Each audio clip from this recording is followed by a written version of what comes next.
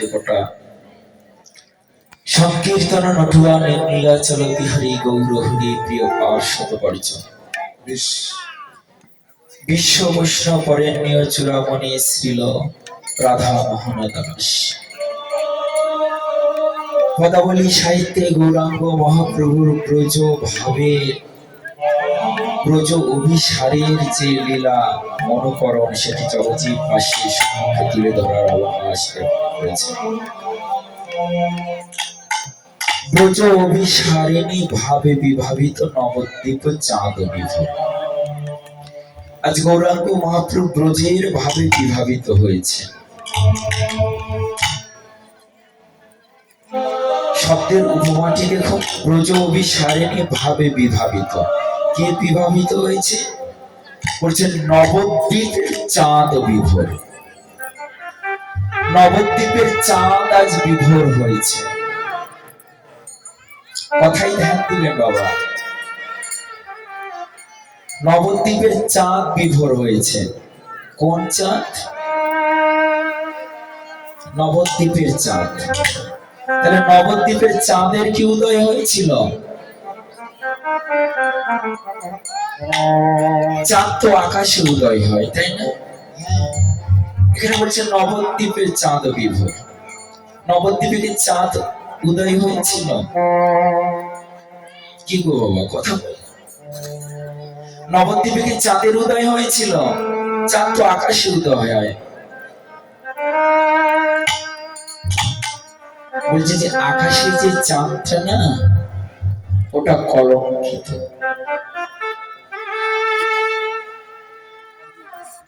আর আমার নবদ্বীপে যে চাঁদের উদয় হয়েছিল সেটা অকলঙ্কিত। এই চাঁদের কোনো কলঙ্ক নেই। তাহলে চাঁদের যদি কলঙ্ক, ওই চাঁদের যদি কলঙ্ক থাকবে, একটা কলঙ্কিত ব্যক্তির নামের সঙ্গে কেন অকলঙ্কিত ব্যক্তির নামের তুলনা করা হবে? এখানে যদি কথা বলা হয়, তুলনা দিতে গেলে ভালো জিনিসের সঙ্গে তুলনা দিতে হয়, তাই না? একটা মহান ব্যক্তি জন্ম নিয়েছে, আমি চাঁদের সঙ্গে তুলনা দিলাম। চাঁদের যে কলঙ্ক আছে,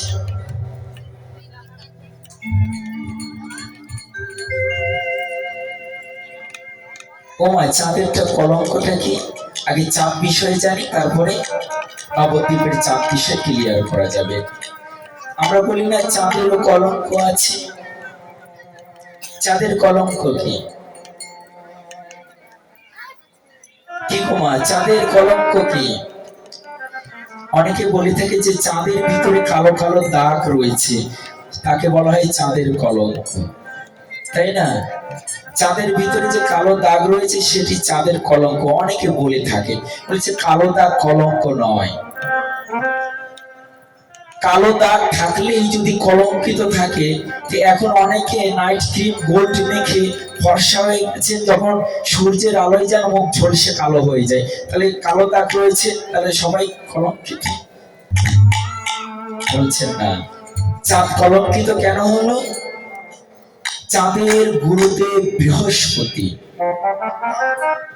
বৃহস্পতির পত্নী হচ্ছেন তারা। এই তারাকে চন্দ্রদেব একদিন হরণ করেছিলেন। গুরু পত্নীকে হরণ করার জন্য চাঁদের কলঙ্ক হয়েছে। ওটি হচ্ছে চাঁদের কলঙ্ক।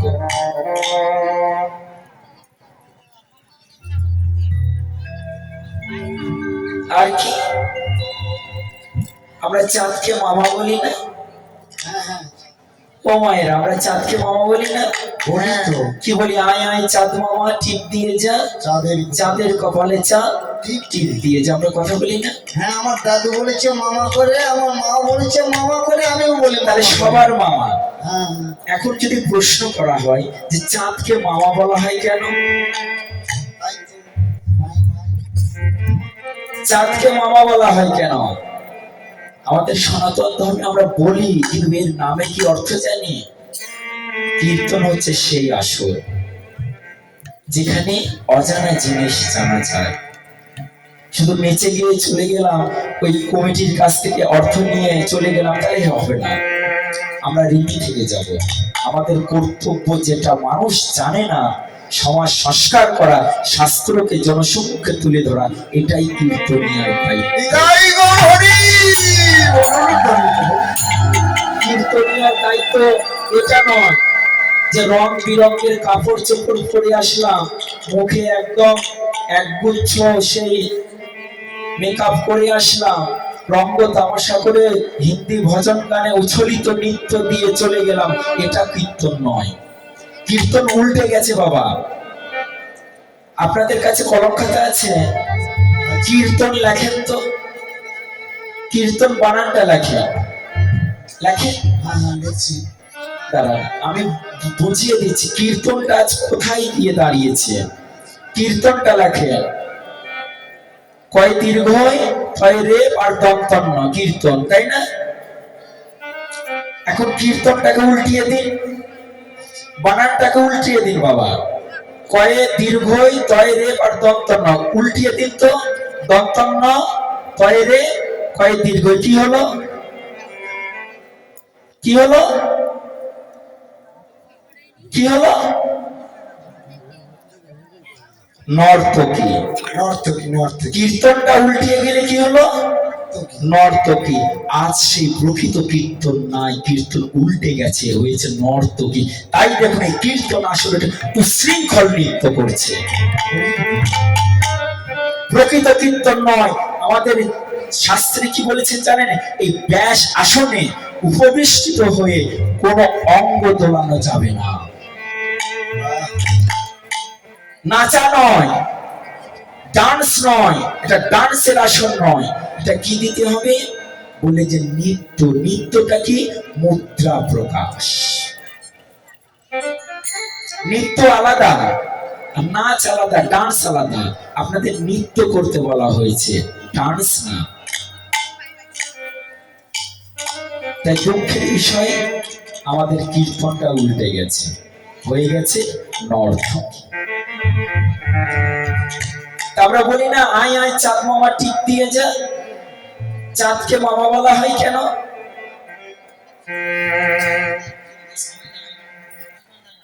জানবেন কি? যদি জানেন তাহলে বলবো, আর না জানলে ছেড়ে চলে যাব। আচ্ছা বলি, ভালো করে শুনবেন।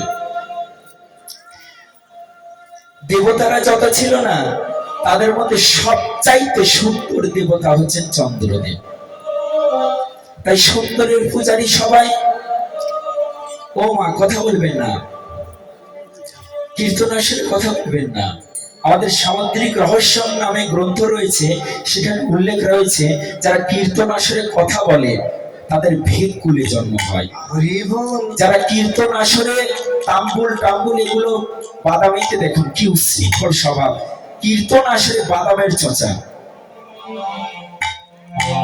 এটা ঠিক নয়। কেননা বিগ্রহের সামনে, ভক্তের সামনে, তুলসীর সামনে গ্রন্থ রাখা আছে, ভাগবত রাখা আছে, ভাগবত সাক্ষাৎ ভগবান।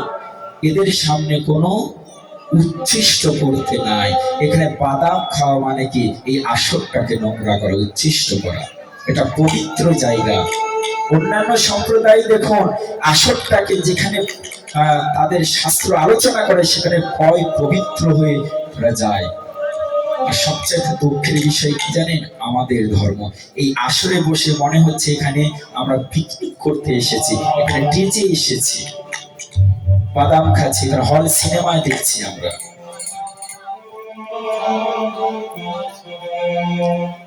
তাই কি বলছে যে সবচাইতে সুন্দর দেবতা হচ্ছেন চন্দ্রদেব। তাই সুন্দর পুরুষ যে কোনো নারী দেখলেই তার উপর পাগল হয়ে যাবে। দেবতাদের যত স্ত্রীগণ ছিল সকলে পাগল হয়ে যেত।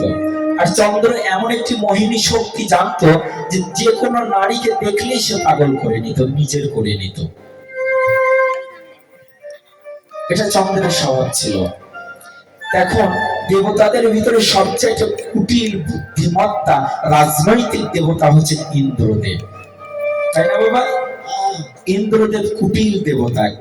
আপনি যদি ভক্ত হন, সর্ব আগে আগে ইন্দ্রদেব আপনার শত্রু হবে। আপনার পিছনে লাগবে। তাই ইন্দ্রদেব চিন্তা করলেন যে এই ব্যাটাকে কিভাবে কন্ট্রোলে আনা যায়। এই ব্যাটাকে যদি কন্ট্রোলে না আনা যায়, তাহলে আমাদের তো স্ত্রী নিয়ে টানাটানি শুরু হয়ে যাবে। সব দেওয়া যায়, স্ত্রীর ভাগ কি দেওয়া যায়? দেওয়া যায় না। সকল দেবতাগণকে নিয়ে গোল টেবিল বৈঠক বসালেন। কি করা যায়? বলছে যে চন্দ্রদেবকে ডাকা হবে, তাকে ছলে বলে কলে কৌশলে যাতে না তাকাতে পারে সেই ব্যবস্থা করতে হবে। একটা গুপ্ত বৈঠক হলো। তারপরে চন্দ্রদেবকে একটা নিমন্ত্রণ কার্ড দেওয়া হলো। চন্দ্রদেব, দেবতাদের সকল স্ত্রীগণ তোমাকে দেখতে চেয়েছে। ওনার শুনেই বুক ফুলে গেছে, চওড়া হয়ে গেছে, ছোট বুক চওড়া হয়ে গেছে। ওই বাবা, আমাকে দেখতে চেয়েছে, কম কথা নাকি? ও যে সে হলে আর দেবতাদের স্ত্রী। ও বাবা, তাই হয় না? মেয়ের পক্ষ দেখতে আসলে ছেলেদের একটা বুকের ফাটা একদম বেড়ে যায় না? চন্দ্রদেবের আজ বেড়ে গিয়েছে। তুমি যেমন করে হাসছো মানে খুব হয়ে গেছে। কিছু মনে করবে না, কীর্তনে বলতে হয়। কি করলে? চন্দ্রদেব একদম সেজে গুজে সেন্ট টেন্ট মেখে একদম ফার্স্ট ক্লাস সেজে গুজে চলে গিয়েছেন। যাওয়ার ভঙ্গি একদম গতি অজ গজজিনী মন্দ, একদম হাতির মতন চলছে।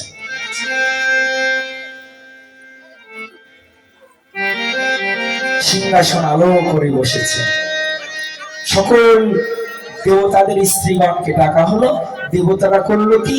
একে একে এসে চন্দ্রদেবের হাতে সুতো বাঁধলো আর কপালে ফোঁটা দিল। ও মায়েরা, কোন ছেলের হাতে যদি সুতো আর ফোঁটা দেওয়া হয়, তাহলে তার পরিণামটা কি হয়? এই যে দাদা ধরে নিয়েছে।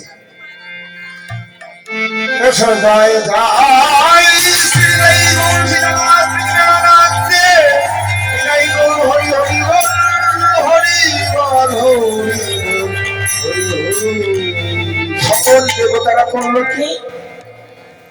তাদের স্ত্রীদের দ্বারা চন্দ্রদেবের হাতে রাখি এবং কপালে ভাই ফোঁটা দিয়ে দিল। তাহলে সম্পর্কটা কি দাঁড়ালো? সকল স্ত্রীগণে চন্দ্রদেব ভাই হয়ে গেলেন। তাহলে ভাই কোনোদিন বোনের দিকে কুদৃষ্টি দিতে পারে? কোনোদিনও দিতে পারে না। তাহলে দেবতারা আমাদের পিতৃসম, দেবতাদের স্ত্রী আমাদের মাতৃসম। তাহলে মায়ের ভাই কে হচ্ছে? মামা। আপনার মামা, আমার মামা, সারা জগতে।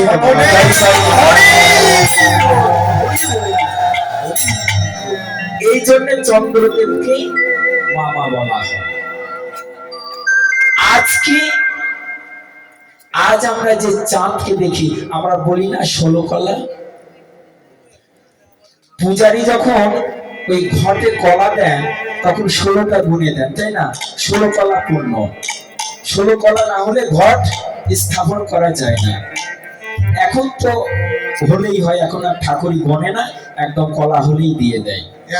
লাগে। কিন্তু আমাদের নিয়ম হচ্ছে যে যে ঘটে মেন ঘট, সেটাকে 16টা কলা গুনে গুনে 16 কলা পরিপূর্ণ করে ঘটে স্থাপন করতে হয়।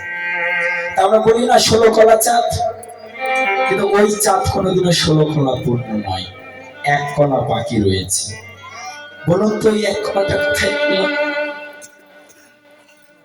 যেহেতু গৌর চাঁদের সঙ্গে তুলনা দিব, তাহলে যে চাঁদের সঙ্গে তুলনা দিব সে চাঁদ সম্পর্কে জানবো না? আর অবশ্যই শুরু থেকে শেষ জেনে তারপর আমার গৌর চাঁদের সঙ্গে তুলনা দিব, হলো কি হলো না। তাই চাঁদ সম্পর্কে যে যে পুরাণে যত কথা আছে, আপনাদের জন্য সংগ্রহ করে আমি বলার চেষ্টা করছি। ওই 1 কলাটা বাকি রয়েছে। ওই 1 কলাটি কোথায় রয়েছে জানেন? ওই যে গুরুদেবের স্ত্রীকে চন্দ্রদেব যখন হরণ করেছিলেন, তখন গুরুদেব তাকে অভিশাপ দিয়েছিলেন যে তুই মা সম নারীকে হরণ করলি, যা তোকে অভিশাপ দিলাম, দিন দিন তুই ক্ষয় হয়ে যাবি। তাই চন্দ্রদেব সেদিন থেকে একদিন যায় ক্ষয় হয়ে যান, আরেক দিন যায় ক্ষয় হয়ে যায়, এইভাবে 14 দিন চলে গেল। চন্দ্রদেব গোল থেকে চিকন হয়ে গেল। যখন চিকন হয়ে গেল, চন্দ্রদেবের 27টা স্ত্রী ছিল, একটা দুটা নয়, 27 জন স্ত্রী। অর্থাৎ দক্ষ রাজার কন্যা ছিল 28 জন।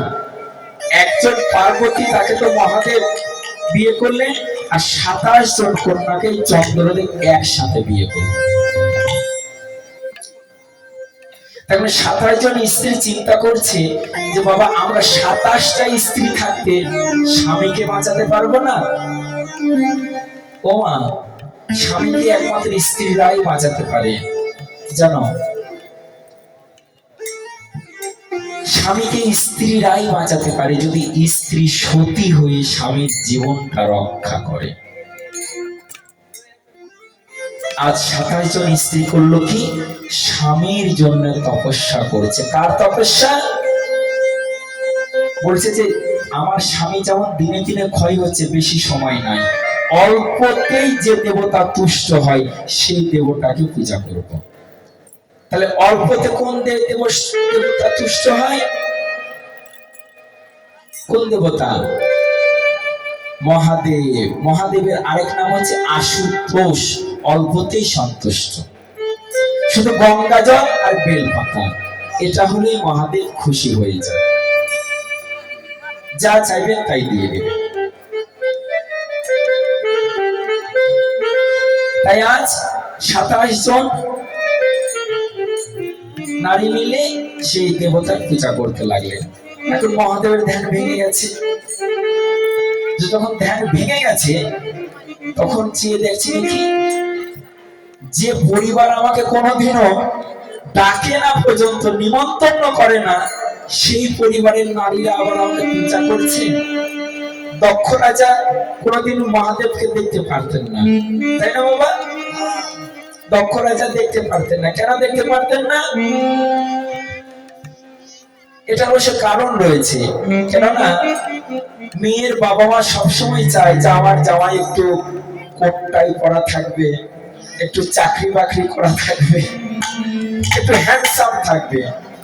আমার জামাই সেই বাঘের চাপ করে থাকে, সারা গায়ে ভস্য মাখা, গলায় আবার সাপ ফসফস করছে, শ্মশানে পড়ে থাকে, গায়ে দুর্গন্ধ। তা আবার ভালো। মহাদেব যখন বিয়ে করতে আসছিলেন না, মানুষ বরযাত্রী আসে কি করে, মাইক্রো করে, হেলিকপ্টার করে, এগুলো আসে না। মহাদেব কার উপরে এসেছেন জানেন? একটা ষাঁড়ের উপরে। তাও কি, ষাঁড় সামনে যাচ্ছে, উনি পিছন দিয়ে বসেছেন। কেন বসেছে? যে সকল দেবতার পিছনে পিছনে আসছে। উনি মহাদেব বলে, দেখুন এত দৈন্যতা, দেবতাদের পিছু করবো না, দেবতাদের সামনে করে পিছে পিছে চলছে। এখন শ্বশুর শাশুড় দেখে বলছে যে আবার কেমন জামাই, পাগলা জামাই। ওই সেদিন থেকে মহাদেবকে আর ওনারা দেখতে পারতেন না। আজ যখন 27 জন, মহাদেবের কি হচ্ছে? শালিকা হচ্ছে না। মহাদেব তো আশ্চর্য, কি আমার শালিকা কেন ডাকছে? চট করে ধ্যান ভেঙে গেল। শালিকা ডাকছে, কম কথা নাকি? অন্যান্য কেউ ডাকতে একটু দেরিতে ধ্যান ভাঙতো, শালি ডাকছে, আর তো দেরি করা যাবে না। ও বাবা, মনে কিছু করো না। একটা কথা চলে গেল, তুলসী দাসজি রাম মানসে একটা কথা বলেছেন, কি জানেন? সচ্চা কহে তোমার লঠা ঝুট জগৎ ভুলাই, গো রস গলি গলি ফিরি সুরা বৈঠল বিকায়। গাভী को दोहे कुत्ता पाले बछड़ रह जाए भूखा, संबंध के अच्छा खियाए लेकिन बाप रह जाए सूखा। কথাটা একটু না ভাঙলে বুঝতে পারবেন না। সচ্চা কহে তোমারে লাঠা, আপনি যদি সত্য কথা বলেন আপনাকে লাঠি খেতে হবে, সত্যের ভাত নাই। আপনি সত্য কথা বললে আপনার জনসমক্ষে আপনি শত্রু হয়ে যাবেন। সতের শত্রু বেশি, অসতে বন্ধু বেশি। আপনার সত্য কথা বলে আপনাকে এক ঘোড়া হয়ে থাকতে হবে, আপনার পাশে কেউ থাকবে না। আর যত মিথ্যা কথা বলতে পারবেন তত আপনার সেলিব্রিটি। সচ্চা কহে তো মানে লাঠা, ঝুট জগতে ভুলায়ে। যারা মিথ্যা কথা বলবে তাদের জগৎ ভুলিয়ে দিবে। কি বলেন? বাছুরকে গরুকে দহন করে তারা কুকুর পালন করবে, কুকুরকে দুধ খাওয়ায়, কিন্তু বাছুর সুখা হয়ে যাবে। তাই হচ্ছে না, এখন যারা বড় লোক তারা আর গাভী পারে না, তারা কি পারে? কুকুর পারে। টম, বাবা নাম এক টম এদিকে এসো। টম বলে যাচ্ছে কুকুর। আমাদের শাস্ত্রে কি আছে জানেন? যে কুকুরের স্পর্শ হলে সেই দেহে কোনোদিনও মন্দিরে যেতে নাই। কুকুরের স্পর্শ হলে সবস্ত্রে চান করে তারপরে মন্দিরে যাওয়ার অধিকার। কি বাবা, তাই না? যে বাড়িতে, আমাদের শাস্ত্রে রয়েছে বিষ্ণু পুরাণে, আমি শাস্ত্রের নাম উল্লেখ করে দিয়েছি, বিষ্ণু পুরাণে দেখবেন যে কোনো বাড়িতে যদি কুকুর, বিড়াল, ছাগল, মুরগি, শূকর, কচ্ছপ, এই 6টি প্রাণী যদি কারো বাড়িতে থাকে, সেই বাড়িতে ভগবান তো দূরের কথা, দেবতারা জলস্পর্শ করে না। মনে থাকবে, বিষ্ণু পুরাণ খুলে দেখবেন, যে বাড়িতে কুকুর, বিড়াল, ছাগল, মুরগি, শূকর এবং কচ্ছপ, এই 6টি জিনিস যার বাড়িতে থাকবে, সে বাড়িতে কোনোদিনও দেবতারা জলস্পর্শ করে। তাই ভজন করতে হলে এই জিনিসটা ত্যাগ করতে হবে। তো বলছেন আর কেউ গাভী পারে না। দেখুন, যত প্রাণীরা রয়েছে না, সকল প্রাণীরা অক্সিজেন গ্রহণ করে এবং কার্বন অক্সাইড ত্যাগ করে, তাই করে না? আমরা অক্সিজেন গ্রহণ করছি, কার্বন অক্সাইড ত্যাগ করছি, কিন্তু গাভী এমন একটি প্রাণী জানেন, সে অক্সিজেন গ্রহণ করে, অক্সিজেনই ত্যাগ করে, তার ভিতর থেকে কোনোদিন কার্বন অক্সাইড ত্যাগ হয় না।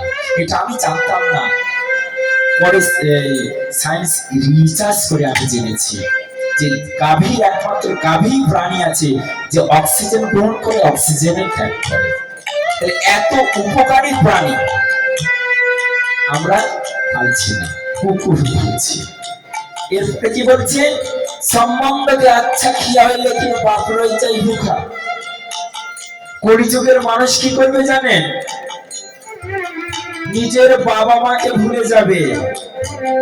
ও মায়েরা, তোমাদের হয় কিনা জানি না, যদি না হয় তো মিলিয়ে নিও। বাবা মাকে ভুলে যাবে, গিয়ে কি হবে? তার শ্বশুর শাশুড়ি আপন হবে। বাবা মা পর, শ্বশুর শাশুড়ি হবে মা বাবা।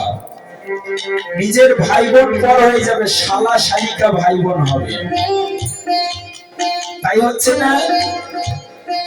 এটাই বলছেন, সম্বন্ধকে আচ্ছা কে লেকিন বাপ রয়ে যায় ভোকা। শালিকা ডেকেছে মহাদেবকে, মহাদেবকে চুপচাপ থাকতে পারে? সম্মুখে গিয়ে হাজির হয়েছে। কি গো, তোমাদের কি হয়েছে? আমাদের কি হয়েছে জানো? আমাদের পতি এখন মারা যাবে, শীঘ্রই তুমি বাঁচাও। কেন, কি হয়েছে? বলে যে সেই গুরুদেব অভিশাপ দিয়েছে। ও এই কথা, আচ্ছা ঠিক আছে। 15 দিন চলে গেছে, আরো 1 দিন রয়েছে, তাহলেই চন্দ্র শেষ হয়ে যাবে। ওই 1 দিনের চাঁদকে করলো কি? মহাদেব নিজের জটার সঙ্গে বেঁধে দিলেন। মহাদেব নিজের জটার সঙ্গে বেঁধে দিলে, দিয়ে বলছে যে দেখি এখন কোন কাল এসে এই চাঁদকে নিয়ে যায়। কেননা মহাদেবের মাথার উপরে কোনো জম প্রবেশ করতে পারে না। জমের প্রথম মৃত্যু হয়েছিল মহাদেবের হাতে, জানেন কি আপনারা? আমরা জানি কি, জম মানুষকে নিয়ে যায়, মানুষের প্রাণ নিয়ে যায়, কিন্তু প্রাণীর প্রাণ নেওয়ার আগে জমের প্রাণ আগে একবার নিয়েছিলেন মহাদেব। তার কাছে কি জম যেতে পারে? যেতে পারে না। বেঁধে রাখলেন। এদিকে গুরুদেব বৃহস্পতি যখন রাস্তা দিয়ে যাচ্ছিলেন, চাঁদ নাই, আকাশে চাঁদ নাই, তাহলে পরিবেশটা অন্ধকার হবে না? পরিবেশ অন্ধকার। গুরুদেব মানুষ, বয়স্ক মানুষ, গিয়ে একটু হোঁচট খেয়ে পড়ে গেলেন। বলে বলছিস আকাশে চাঁদ থাকলে তাহলে হোঁচটটা খেতাম না। ওই বোকা চাঁদ ও কি জানে না যে সোমগিরি নামক পর্বতের গুহা রয়েছে, সেখানে সরোবর রয়েছে, সেই সরোবরে যদি চান করতো তাহলে তার সকল পাপ চলে যেত। এই কথা আবার শ্রবণ করেছে উষা। ওই উষা গিয়ে মহাদেবের কানে কানে বলেছে। মহাদেব আর চন্দ্রকে বলছে তুমি দেরি করো না, এখনই গিয়ে সেই সরোবরে চান করো। সেই চান করে আবার 3 দিন চাঁদ পুনরায় হয়ে গেল।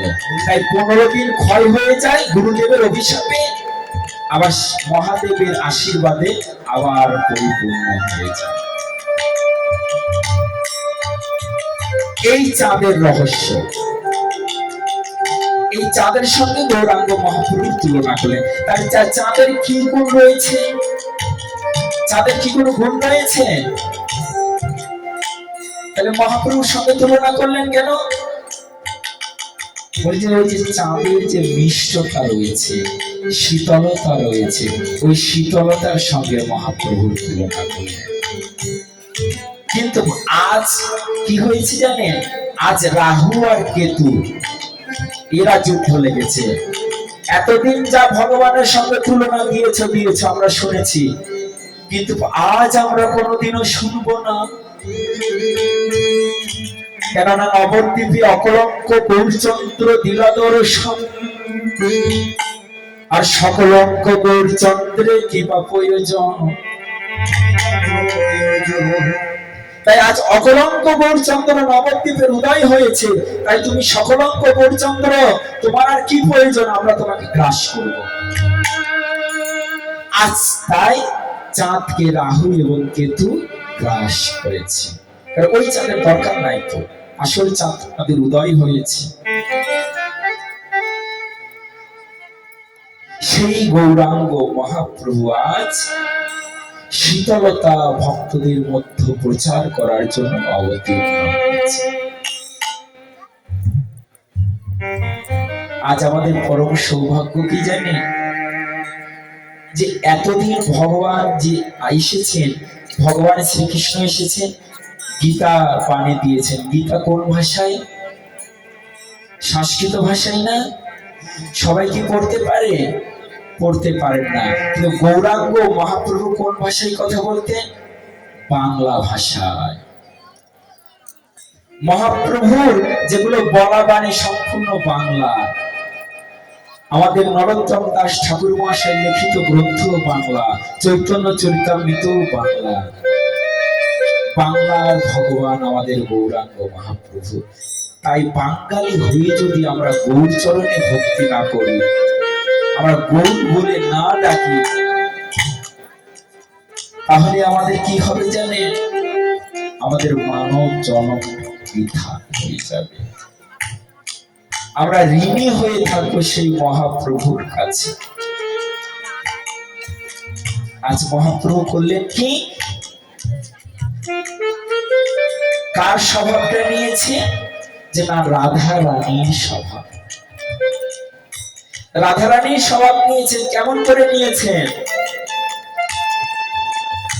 তো বলছেন যে একদিন ভগবান শ্রীকৃষ্ণ ভালো করে সেজেছে, সেজে বুঝে সেই সরোবরের পাশ দিয়ে যাচ্ছিলেন। সরোবরে যখন মহাপ্রভু সেই কৃষ্ণ নিজের বিম্বিত চেহারা দেখলেন, তখন চমকিত হয়ে গেলেন। বাহ, আমাকে এত সুন্দর লাগছে, এ কি আমি না অন্য কেউ? আমার মনে হচ্ছে আমি নয়, এ অন্য কেউ। হয়তো সরোবরে এক সুদর্শন পুরুষ দাঁড়িয়ে রয়েছে। উনি করলেন কি? সেই সুদর্শন পুরুষকে জড়িয়ে ধরার জন্য ছুটে গেলেন। পিছন থেকে বিশাখা সখী তার হস্ত জড়িয়ে ধরছে, যে গোবিন্দ কি করছো? যেও না। কেন বিশাখা, তুমি আমাকে ধরছো কেন? তুমি দেখছো না ওই কুণ্ডে এক অপরূপ পুরুষ দাঁড়িয়ে রয়েছে। একবার ইচ্ছে করছে তাকে জড়িয়ে ধরে। বিশ্বাস কর সখী আমার, ডেকে ডেকে বলেছেন, গোবিন্দ হে, গোবিন্দ হে, তুমি যাকে ধরতে যাচ্ছ তাকে তো তুমি আর ধরতে পারবে না। ধরতে পারবে না। কেন? বলে সে তো চিরদিনের মতো একজনের কাছে ধরা পড়ে বসে আছে। বসে আছে। কে সে? কে দেখবে তাকে? চলো আমার সঙ্গে। তাকে ধরতে হলে তাকে যে ধরেছে তাকে ধরতে হবে।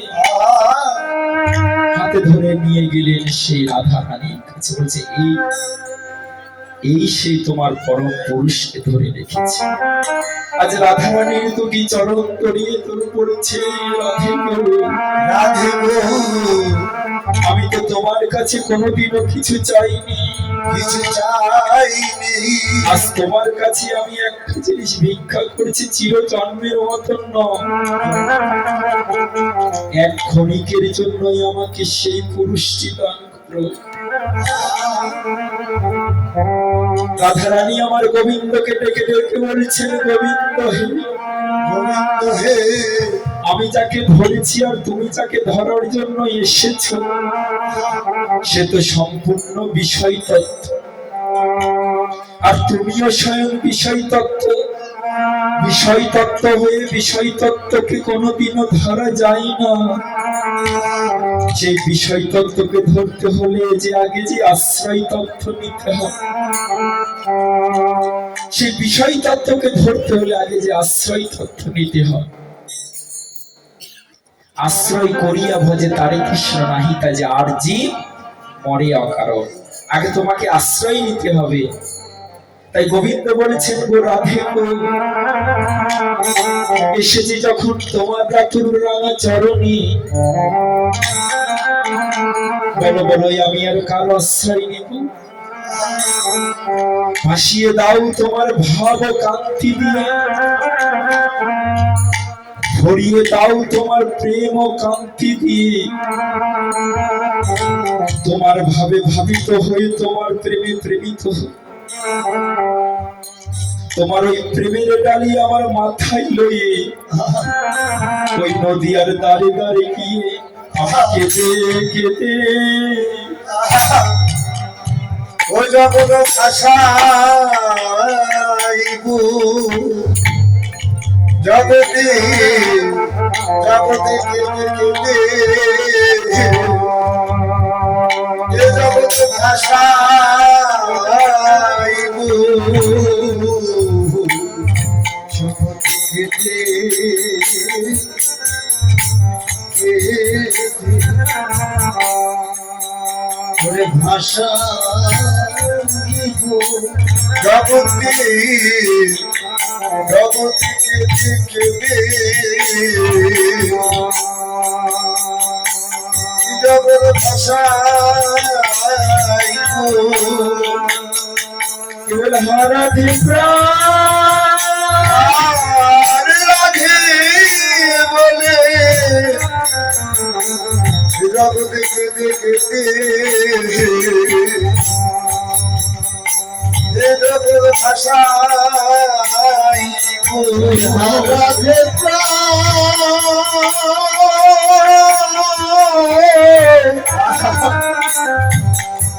রাধে বলে জগতে কেঁদে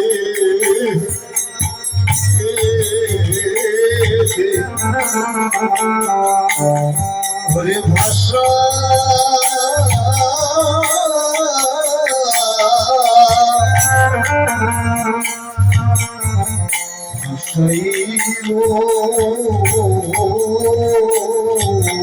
জানো রাধি, সেদিন আমি একা কাঁদবো না, আমি নিচে ফেলে জগৎ কাঁদাই। আমি নিজেকে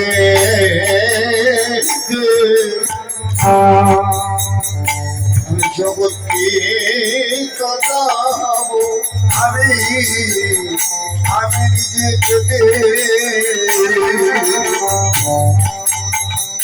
এ জগৎ কাদাইব ওরে তোমার নামে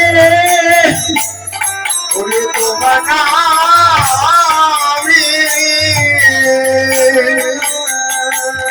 নামে কেঁদে কেঁদে আমি কেঁদে জগৎ ভাষাইব তোমার নামে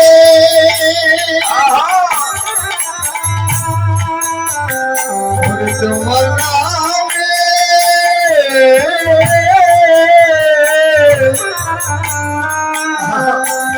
ওরে কেঁদে কেঁদে ওরে জগৎকে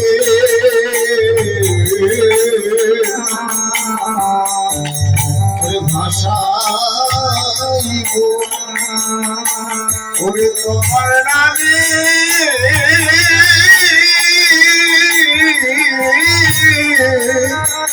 ও যেন কেঁদে কেঁদে আমি কেঁদে এ জগৎ ভাষাইব রাধে, সেদিন আমি তোমার ওই ভাব কান্তি নিয়ে গৌর হব, গৌর হব আমি নিজে কেঁদে জগৎ কাঁদাইব। কাটাইব আপনি না কইলে ধর্ম শেখানো না যায়, শিখানো না যায় এই তো সিদ্ধান্ত গীতা ভাগবতে গা। ভাগবতে ভাগবতে ভাগবতে ভাগবতে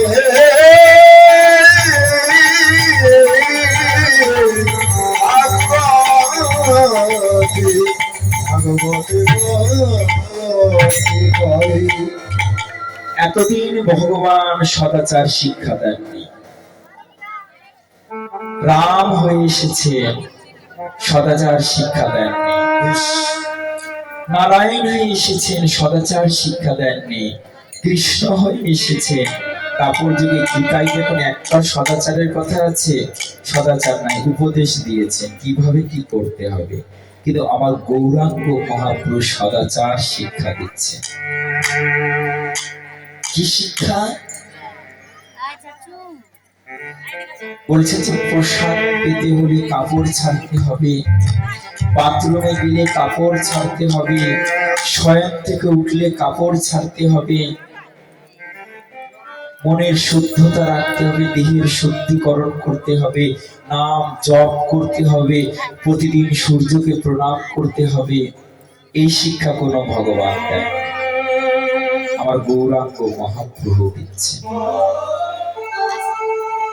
ওই জন্য বলছেন যে অনর্পিত চরিম চিরাত করুণায় অবতীর্ণ কল সমর্পিত উন্নত উজ্জ্বল রসম সভক্তি শ্রিয়ম। যে জিনিস কেউ কাউকে দেয়নি, দিতে পারেনি, দেওয়ার সাধ্য ছিল না, হেন প্রেম শ্রী চৈতন্য দিলা যথা তথা জগাই বাধাই প্রযুক্ত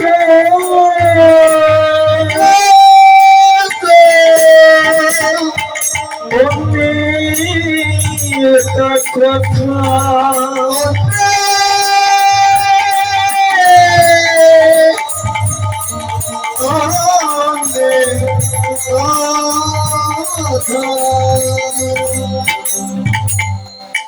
কৃষ্ণ নাম করবেন, কৃষ্ণের কাছে প্রেম চাইবেন, কৃষ্ণের কাছে সারা জীবন মাথা ঠুকলো প্রেম পাবেন, আপনি ভক্তি পাবেন, মুক্তি পাবেন, জীবের উদ্ধার করতে পারবেন, কিন্তু প্রেম পাবেন। কৃষ্ণ যদি ছুটে ভক্তি ভক্তি মুক্তি দিয়া, প্রেম ভক্তি না দেন রাখেন লুকাইয়া, উনি দেন না। আর গৌরাঙ্গ মহাপ্রভু কি করলেন না, সেই প্রেম যে প্রেম কৃষ্ণ বেলায় দেননি সেই প্রেম আজ অকাতরে বিলিয়ে দিয়েছে। বলছে জগায় মাথায় পর্যন্ত অন্যের কথা, কোনো বিচার করছেন না, অকাতরে বিলিয়ে দিচ্ছে। এত করুণাময় আমার গৌর হরি।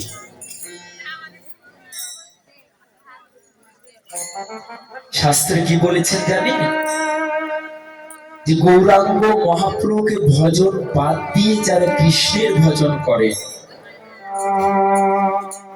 তারা কোনোদিন তো কৃষ্ণের কৃপা পাবেনই না, চর্বিত চর্বণ আস্বাদন করা হবে। মানে কেউ কাঁঠা চিবিয়ে রেখেছে, ওতে আর রস নাই, শুধু চিবানোই সার হয়ে যাবে। গৌরকে বাদ দিয়ে যারা কৃষ্ণকে ভজনা করছেন ওই ডাঁটা চিবানোর মতো, ওতে রস পাবেন না।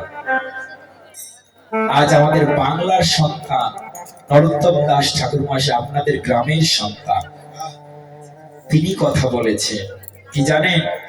গৌরমণ্ডল ভূমি যে বাজানে চিন্তামণি, গৌরমণ্ডল ভূমি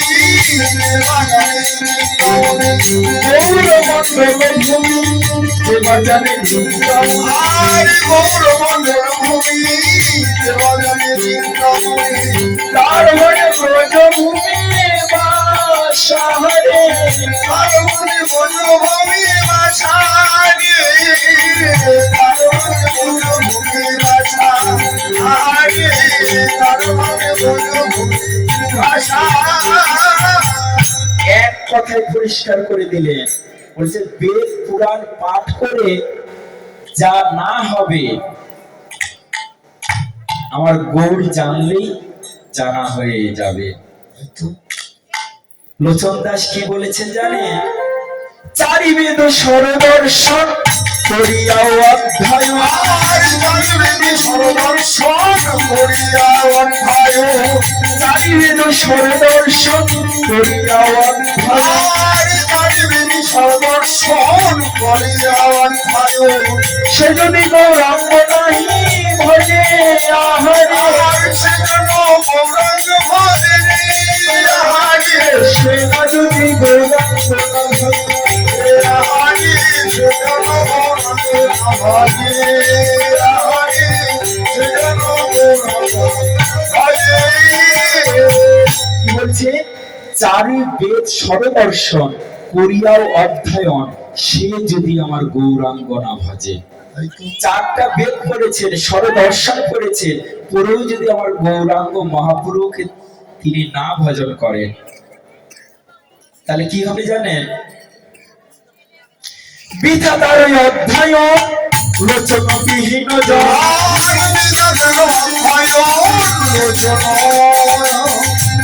পরে অন্ধের কি বাদ করে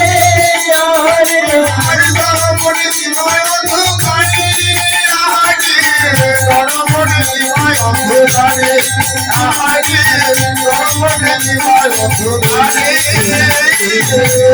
বলছে বৃথা তার অধ্যয়ন।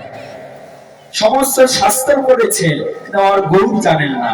বলছেন যে যত বেদ পুরাণ পাঠ করেছে বৃথা তার অধ্যয়ন, সম্পূর্ণ বৃথা।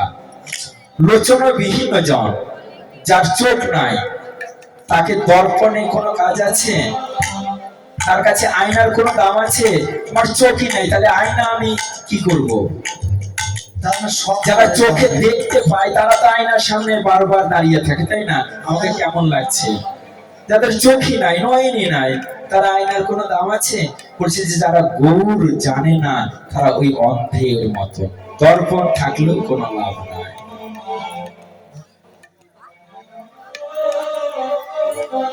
মার্জন হয় ভজন সাধু সঙ্গে অনুক্ষণ অজ্ঞান অবিদ্যা ফলেছে। যদি ময়লা জমে যায় সেই দর্পণে তাহলে সাধু সঙ্গের মাধ্যমে সেটি বুঝতে হবে। তাহলে কি বলছে? যে আমার গৌর যদি না জানা যায় তাহলে কোনো কিছুই পরিপূর্ণ হবে না। তাই ব্রজবিসারিণী ভাবে বিভাবিত নবদ্বীপ চাঁদ বিভোর। আজ বিভোর রয়েছে কোন ভাবে? সে পুরবের ভাবে ভাবে আজ কি করছে? অবিচন পরিচ্ছন্ন মরদ পুলক তনু। নয়নে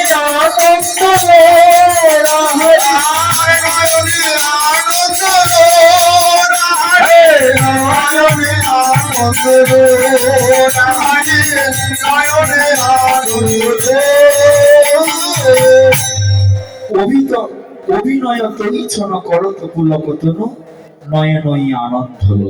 আজ অভিনয় করেছে। কেমন করে অভিনয় করেছে? সে ব্রজ রমণীরা যেমন করতো না, মাথায় কাপড় দিয়ে, আজ গৌরহরি যেন ব্রজ রমণীর ভাবে বিভাবিত হয়েছে। কেননা গৌর এমন একটি দেহ, কখনো উনি কৃষ্ণ ভাবে থাকেন, কখনো রাধা ভাবে, কখনো সখী ভাবে, কখনো ভক্ত ভাবে, যে যে ভাবটা এসে উদয় হয়। তাই গৌরহরির ব্রজ অভিসারিণী ভাবে, মানে যেমন রাসের আগে ব্রজ গোপীরা রাসে যাওয়ার পূর্ব মুহূর্ত যেই ভাব, সেই ভাবটি গৌরহরি করছে। একজন মহাজন পাশে দাঁড়িয়ে থেকে বলছেন, ওগো দেখো দেখো, যেন গৌর নয় গৌর নয়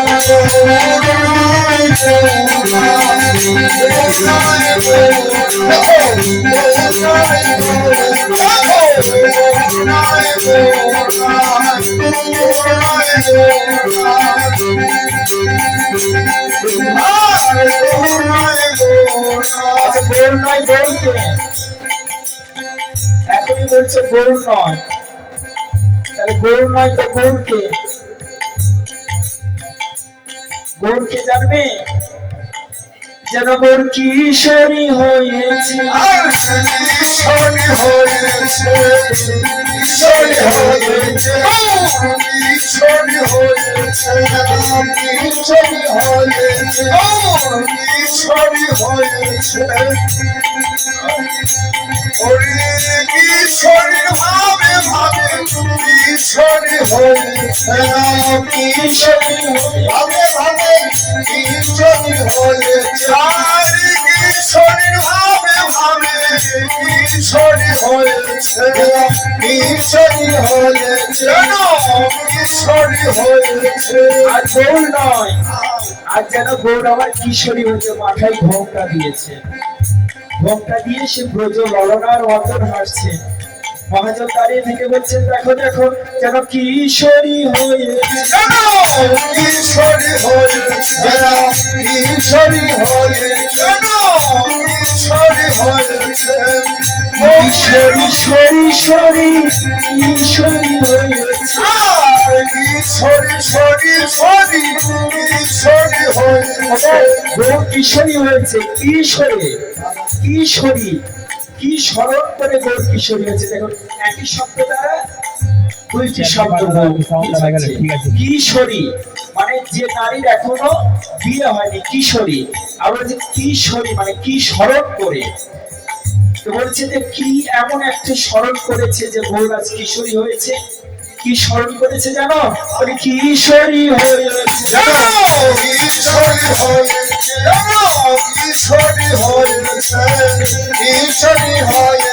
আজ রাই কিশোরী শরী শরী, কিশোরী হয়েছে, রাই কিশোরী শরী, কিশোরী হয়েছে, কিশোরী শরী, কিশোরী হয়েছে, রাই কিশোরী শরী শরী, কিশোরী হয়েছে, রাই কিশোরী শরী শরী, কিশোরী হয়েছে। আজ কি করেছে? রাই কিশোরী শরী শরী, কিশোরী হয়েছে। রাধারানীকে স্মরণ করে করে গৌর কিশোরী হয়েছে। কিশোরী হয়ে কি করছে? মাথায় ঘোমটা দিয়ে সেই অনুকরণ করছে। তাই মহাজন এক পাশে দাঁড়িয়ে থেকে বলছেন, ওগো দেখো দেখো, দেখো দেখো, প্রেম সিন্ধু তার দেখো দেখো,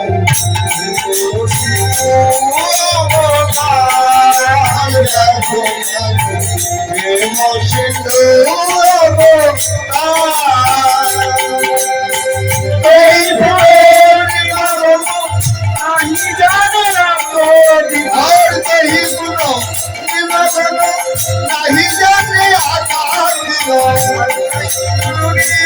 গুণ নাই জননা বুঝিয়েছে মহাভাব ছাই বুঝিয়েছে মহাভাব ছাই বুঝিয়েছে মহাভাব ছাই বুঝিয়েছে মহাভাব ছাই বুঝিয়েছে মহাভাব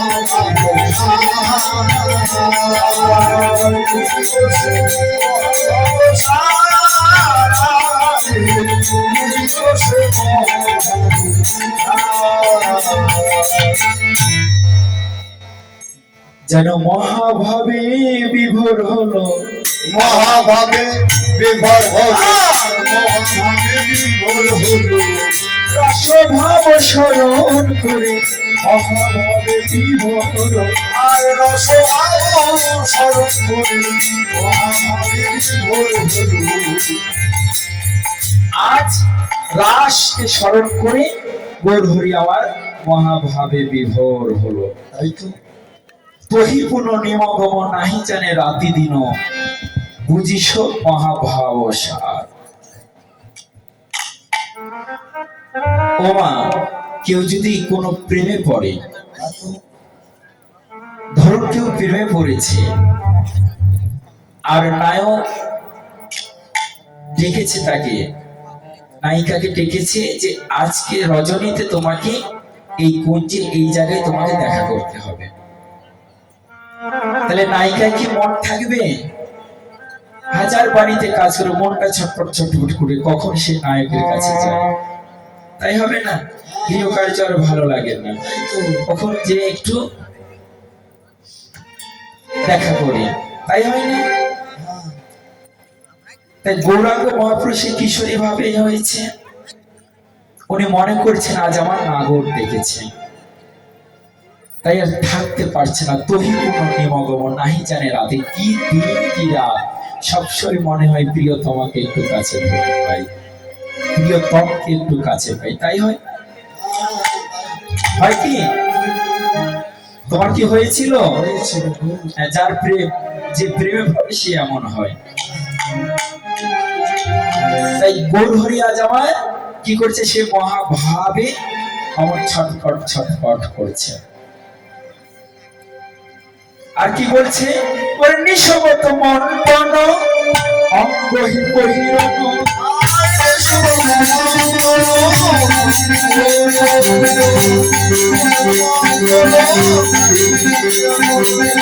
নয়ন জল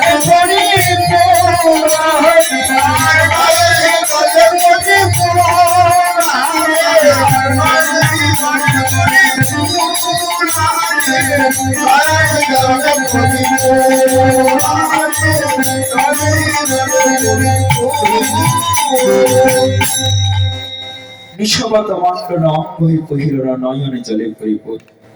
আজ নয়ন জলে গৌরাঙ্গ মহাপ্রভু পরিপূর্ণ হয়ে গেছে, পরিপূর্ণ নয়ন জল, কিন্তু নয়ন জল নয়নেই রয়েছে, এখনো ঝরে নাই, যেন ঝরে নাই, ঝরে নাই, ঝরে নাই, ঝরে নাই, ঝরে নাই, ঝরে নাই,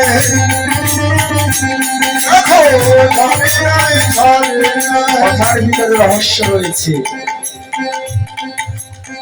সদ্গুরু চরণাশ্রয় করে ভাঙিয়ে নেবেন।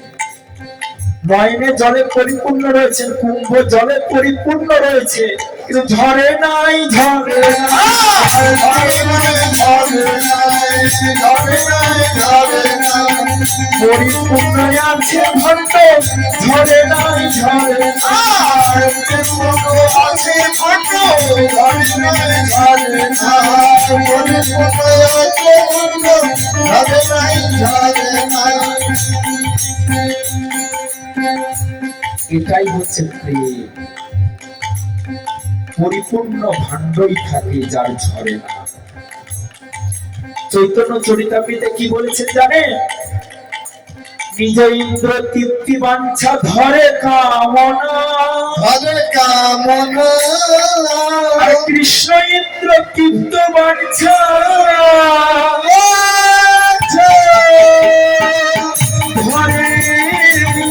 প্রেমনা।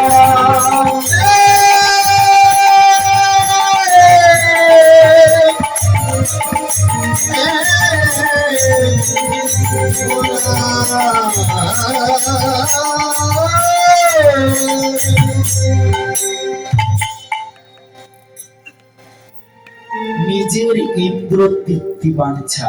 আমরা বর্তমানে যে প্রেম প্রেম খেলা খেলি না, এটা কিন্তু প্রকৃত প্রেম নয়, এটা হচ্ছে কাম।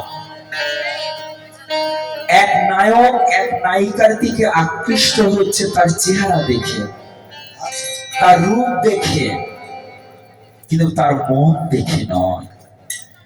তাই বাহ্যিক আবরণ দেখে যারা আকৃষ্ট হয়, জানবে সেটা প্রেম নয়, সেটি কাম। সে আপনাকে দেহকে ভালোবাসে। আজ আপনার দেহ বিকৃত হয়ে যান, সে আর কোনোদিন আপনাকে ছুঁয়েও দেখবে না, ফিরেও দেখবে না। একদিন হয়েছিল কি জানেন, আমাদের গুরুদেব শঙ্করাচার্য ছিলেন ব্রহ্মচারী মানুষ, তার যত শিষ্যরা ছিল তারাও ব্রহ্মচারী। একদিন এক শিষ্য এসে বলছেন, গুরুদেব যদি অনুমতি দেন তো আমি বিয়ে করব। গুরুদেব চমকিত হয়ে গেলেন যে আমাদের আশ্রমের ব্রহ্মচারী এসে আমাকে বলছে বিয়ে করবে। বাবা তুই যখন বিয়ে করবি একটু পরে কর, আজ রাত তুই আমার সঙ্গে থাক। গুরুদেবের সঙ্গে সেই শিষ্যটি শয়ন করেছেন। গুরুদেব তাকে রাত্রিতে দেখাচ্ছে, লীলা দেখাচ্ছেন কি, এক তপ্ত কড়াইতে, গরম কড়াই তেল তপ্ত হচ্ছে, টকপক টকপক করে ফুলছে। সেই তেলের উপরে একটা অপরূপ সুন্দরী নারী দাঁড়িয়ে আছে। তেলের তাপে ওই নারীর অঙ্গ থেকে এক একটা বসন খসে পড়ছে, সমস্ত বসন খসে পড়েছে, নারী একদম উলঙ্গ। তারপরে কি দেখছে জানেন, ধীরে ধীরে তার রক্ত মাংস গলে যাচ্ছে। সমস্ত বাইরের আবরণ যখন গলে গেল, দেখছি এর ভিতরে শুধু পোঁচ, মূত্র, মল ছাড়া আর কিছুই নাই। এই চামড়ার উপরে এত আকৃষ্ট হয়েছিল আমি। পরিশেষে দেখছেন সেই হাড় কঙ্কালটাও ক্ষয় হয়ে গেল, সেই 2.5 কেজি ছাই ভস্য হয়ে গেল। বলছি যে এই 2.5 কেজি ভস্যের উপরে আবার এত মায়া। সকালবেলা আবার গুরুদেবকে চরণ জড়িয়ে ধরছে, বলছে গুরুদেব আমি অপরাধ করেছি, আমি আর বিয়ে করবো না। কেন বিয়ে করবি না? বলছে যে আমি বিয়ের সামনে জেনে গেছি যে দেহের উপরে আমি আকৃষ্ট হচ্ছি, সে দেহের কিছু না। এই যেটুকু ভাবনা আমি সেই দেহকে চিন্তা করেছি, এই ভাবনা যদি আমি গোবিন্দকে চিন্তা করতাম তাহলে আমার মানব জন্ম ধন্য হতো।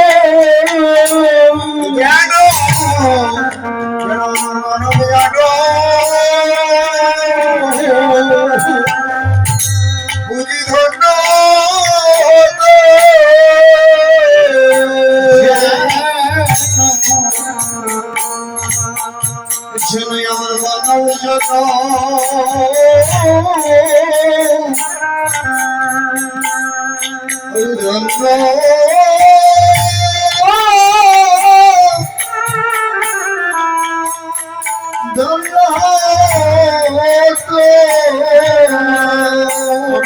গোবিন্দ চরণ, আরে গোবিন্দ চরণ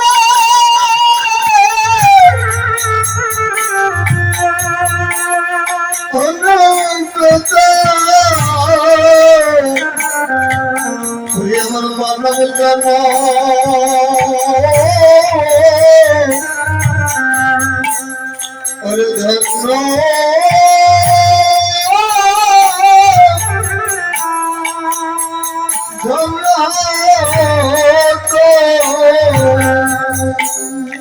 আমার জীবনের একটা কথা বলি জানেন, এটা আমার বাস্তব কথা, আমার নিজের অভিজ্ঞতার কথা।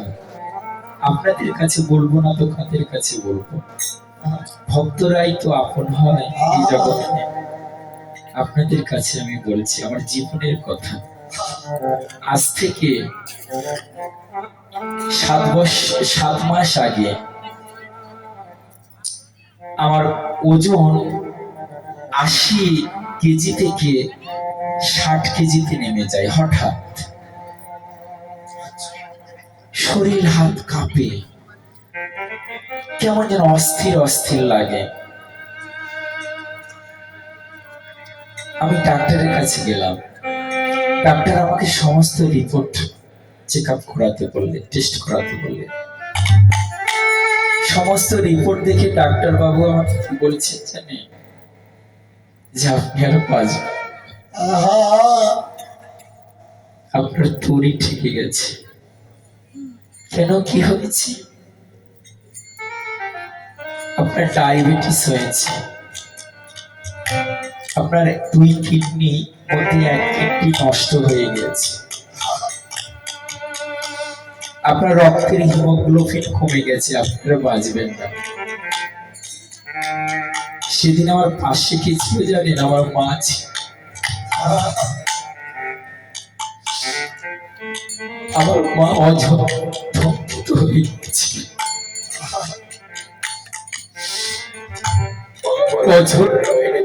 কিছু বলতে পারছি না।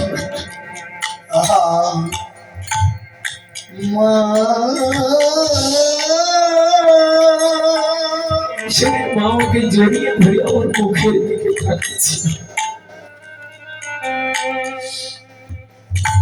বাড়িতে এসে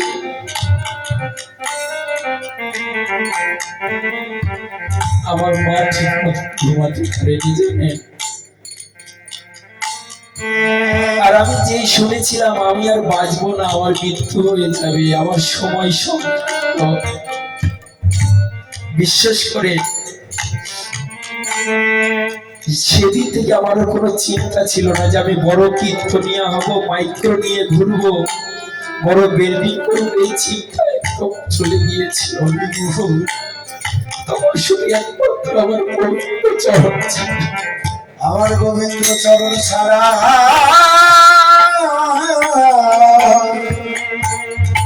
তোমার কিছু নাই গো।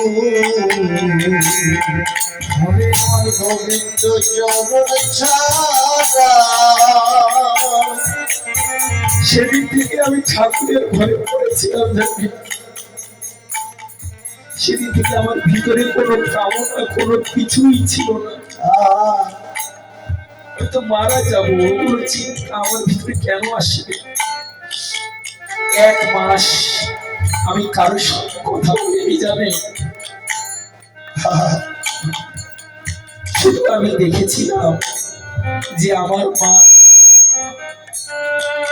রান্না করতে বসতো, কাঁদতো। ঠাকুরের কাছে গিয়ে বলতে কি জানেন? ঠাকুর, আমি কি অপরাধ করেছি যে আমার পুত্র শোক হবে?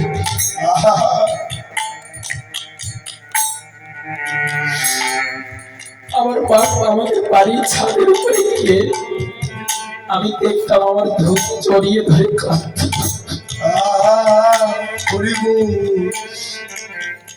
সেদিন একটা জিনিস অনুভব করতে পেরেছিলাম জানেন, জগতে কেউ যদি ভালোবাসে নিষ্কাম ভাবে সেটা আমার মা।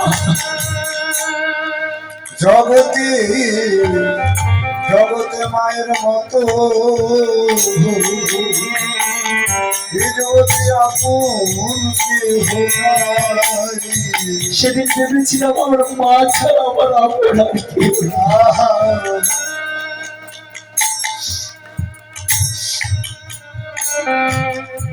মায়ের চোখে এত কান্না আমি সেদিন ভেবেছি, দেখেছি। আমি শুনেছি আমি যখন ছোট থাকতাম নাকি মায়েরা সন্তানকে লালন পালন করতে, তখন তো বুদ্ধি ছিল না, দেখতে পাইনি। আমি বুদ্ধি হয়ে দেখেছি মা সন্তানকে কতটুকু ভালোবাসে। আমার মা ঠাকুরের কাছে গিয়ে কি বলতে জানেন যে ঠাকুর আমার আউ তুমি আমার ছেলেকে দিয়ে দাও। আহা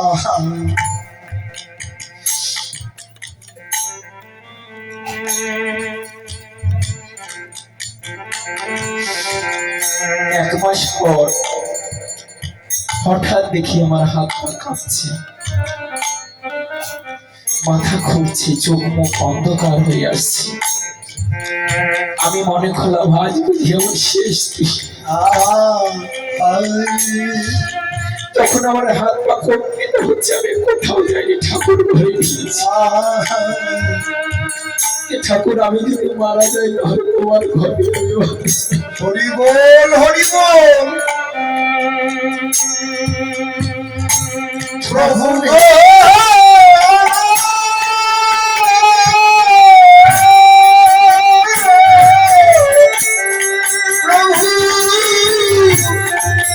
প্রভু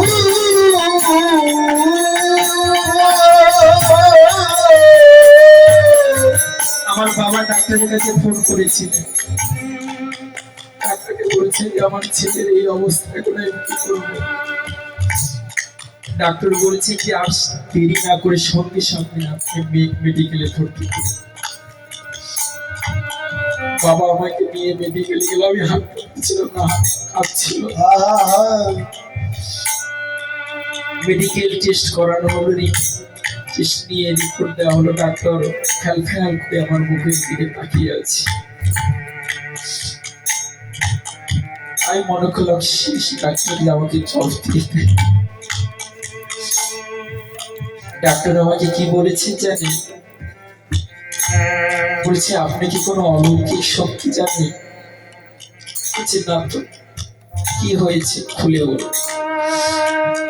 তো বলছে যে আপনারা ডায়াবেটিস নাই, কিডনি, বলছে ওটি ভুল রিপোর্ট ছিল, রক্তের হিমোগ্লোবিন, বলছে ওটা আবার ঠিক হয়ে গেছে, আপনার কোনো সমস্যা নাই, আপনি এখন সুস্থ জীবনযাপন করছেন। আমি সেদিন ডাক্তারকে একটা কথা বলেছি জানে, যে অলৌকিক হয়, অলৌকিক হচ্ছে কৃপা। কারো উপর যদি তার মায়ের আশীর্বাদ থাকে, কারো উপরে যদি আমার গৌর গোবিন্দের আশীর্বাদ থাকে আর মায়ের আশীর্বাদ থাকে, জগতের কেউ দয়া সে তো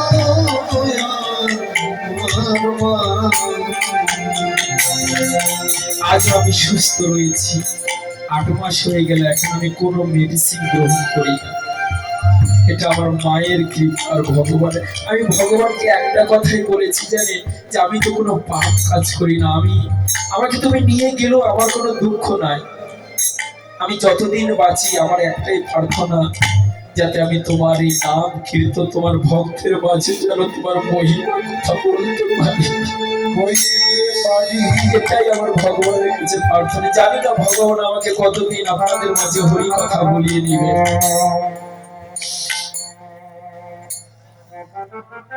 তো আজ গৌরাঙ্গ মহাপ্রভু আমার সে ব্রজের ভাবে বিভাবিত হয়ে কি বলছে, বৃন্দাবন ভাবে চকিত বিলক, আর বৃন্দাবন ভাবে পাওল সুরধ্বনি, আর পাওল সুরধ্বনি, পাওল সুরধ্বনি, পাওল সুরধ্বনি। এরা ধমোহন দাস আশ্রাফ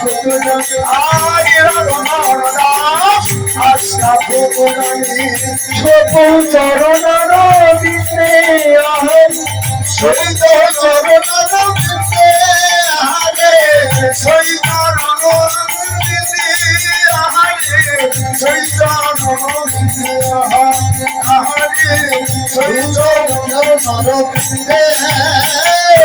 ওই চরণে শোকে দিলাম, ওই চরণে শোকে দিলাম, ওই চরণে শোকে দিলাম, ওই চরণে শোকে দিলাম, আমার দেহ মন প্রাণ যৌবন ওই চরণে শোকে দিলাম,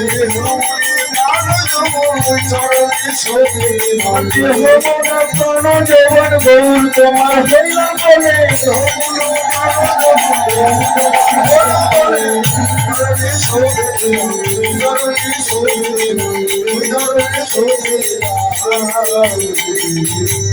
পঞ্চকল্পতরু ভস্য কৃপাশী হয়ে বচা পতিতন পাপনে সকল বৈষ্ণব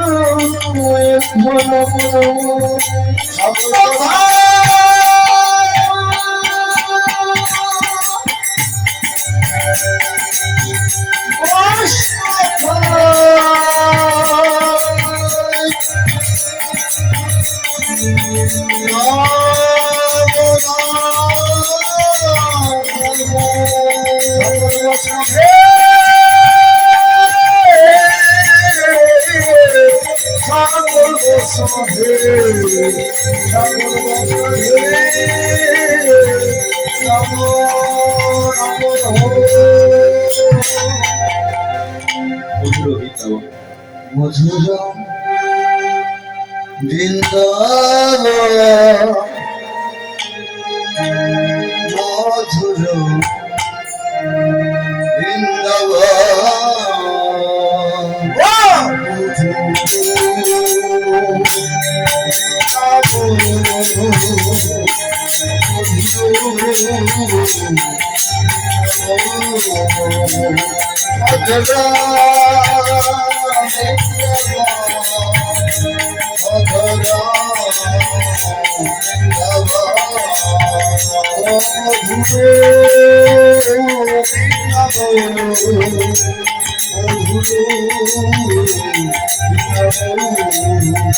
Oh,